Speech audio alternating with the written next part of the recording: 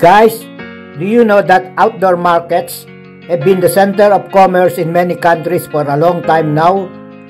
Even tourists find it fascinating to visit them. In fact, one can get a cultural immersion experience once there.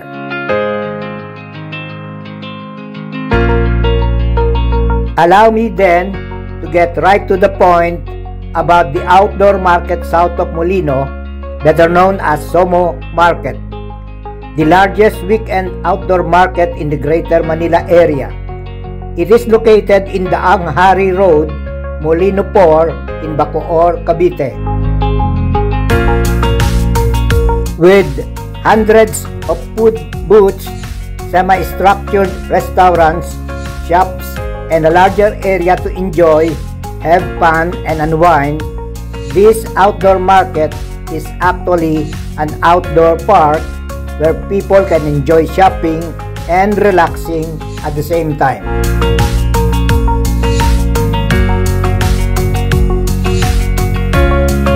Fresh fruits, vegetables, meats, seafood, plants, clothing, toys, organic products, herbs and spices, anything, and even fresh fish are all available at reasonable and inexpensive cost.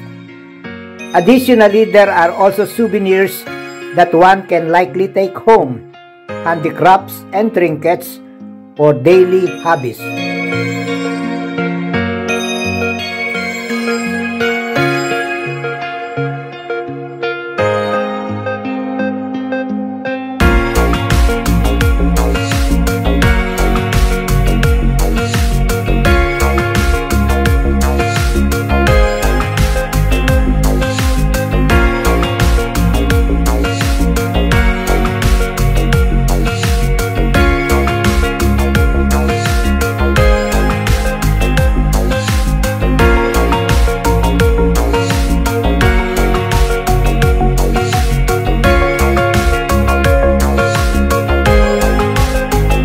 Due to its popularity, Cavite's Somo Market has drawn a lot of people from all around the Greater Manila area as a family weekend destination.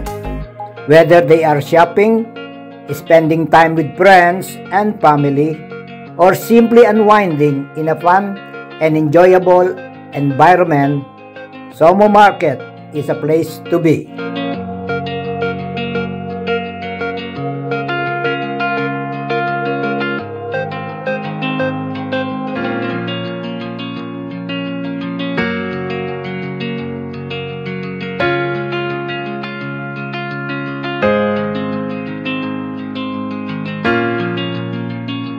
It is open from Friday through Sundays from late afternoon to before midnight. You'll surely love it.